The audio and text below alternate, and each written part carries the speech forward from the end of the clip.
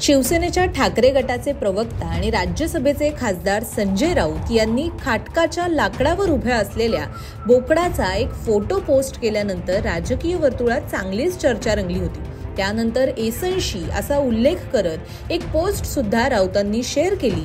मात्र या पोस्टचा अर्थ काय, राऊतांच्या मनात नेमकं काय आहे याविषयी सगळ्यांनाच कुतूहल होतं। यावर उत्तर देताना आज पत्रकार परिषदेमध्ये संजय राऊत यांनी सगळ्यावरच भाष्य केले। राऊत नेमकं काय म्हणाले, त्यांची पोस्ट काय होती व त्याचा अर्थ काय याविषयीची सविस्तर माहिती आपण या व्हिडिओमध्ये पाहणार आहोत। नमस्कार, आपण पाहताय लोकसत्तालय।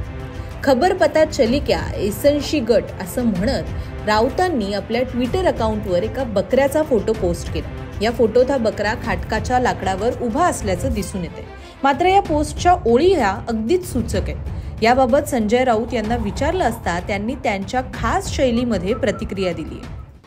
मराठीत प्रश्न आहे, एक महत्त्वाचं ट्विट केलं ज्यामध्ये एक बकरा होता आणि खबर पता चली क्या असं वगैरे काय नेमकं तुम्ही ते असं म्हणते खबर पता चली क्या एसनशी गट तो खबर आप पत्रकार है और आप नाही साहेब मराठीमध्ये उत्तर हवं नाही तुम्ही पत्रकार आहात।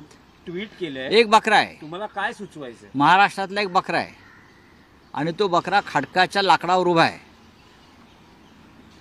ते कापतात ना, ते आपण पाहिलं असेल कधी मार्केटला गेला असाल तर किंवा गावाला गेला असाल तर त्या लाकडावरती खडकाच्या त्या बकऱ्याला आता उभं केलेलं आहे आणि बकऱ्याला सांगितलेलं आहे, फार शहाणपणे केलं असतं मान उडवून गप्प उभं राहायचं आणि बेबे करत राहायचं असं 2 दिवसापूर्वी त्या बकऱ्याच्या कानात दिल्लीत कोणीतरी सांगितलेलं आहे। आता बाद झालं, तुमचं खूप ऐकलं। दरम्यान मागील काही दिवसांपासून एसनशी हा उल्लेख सुद्धा ठाकरे गटाकडून वारंवार केला जातोय।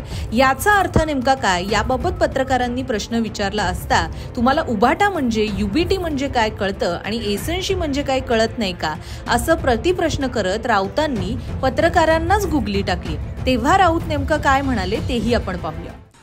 नाही पण तुम्ही खाली असं म्हटलं एसनशी गट, मग काय आहे? तुम्हाला कळलं पाहिजे काय एसनशी गट आहे तो। तुम्हाला युबीटी माहिती आहे ना, ते बरोबर तुम्हाला माहीत असतं हां, आणि तुम्हाला एसनशी माहीत नाही, अभ्यास करा जरा। दरम्यान आजच्या पत्रकार परिषदेत राऊतांनी देवेंद्र फडणवीस यांना सुद्धा निशाणा केलं होतं। अलीकडेच महाराष्ट्राचे मुख्यमंत्री देवेंद्र फडणवीस यांनी काँग्रेस नेते दिग्विजय सिंग यांनी 26/11च्या मुंबई दहशतवादी हल्ल्याबद्दल केलेल्या भूतकाळातील वक्तव्याचा तीव्र निषेध केला होता। याचबरोबर त्यांनी मुंबई हल्ल्यात राष्ट्रीय स्वयंसेवक संघाचा सहभाग असल्याचा आरोप करणाऱ्या सिंग यांच्यावर जोरदार टीका सुद्धा केली होती। फडणवीसांनी ही टीका निराधार आणि आक्षेपार्ह असल्याचं म्हणत मूर्खांसारखं बोलणाऱ्यांना मी उत्तर देत नाही असं सुद्धा म्हटलं होतं। यावरच आज राऊतांनी प्रत्युत्तर दिलं। देवेंद्र फडणवीस ने बयान दिया कि मैं मूर्ख लोग को उत्तर नहीं। बराबर, हम मूर्ख है, इसलिए तो हम देखिए देवेंद्र फडणवीस के पास जवाब नहीं है कोई। जो हम सवाल पूछते हैं मैंने उसके ऊपर जवाब दिया ना उनको कि इतनी चिड़चिड़ापन मत करिए।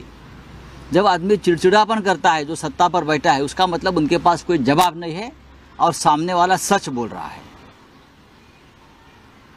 वो राणा को लाया है, हिडली को भी लाना चाहिए था। और राणा लाया है, ये कोई बीजेपी की उपलब्धि नहीं है ना, यही मैं कह रहा हूँ ना। 16 साल से उस बारे में एक प्रोसेस चल रहा है, चाहे मनमोहन सिंह की सरकार हो फिर मोदी जी की सरकार हो, ये सभी की मेहनत का फल है कि तवव्वुर राणा को अमेरिका ने यहाँ भेज दिया। एक लंबी कानूनी लड़ाई हो रही है, कानूनी न्यायालय लड़ाई, वहाँ का कानून है। अबू सालेम को भी लाया हमने, अबू सालेम को 2005 में लाया है हमने।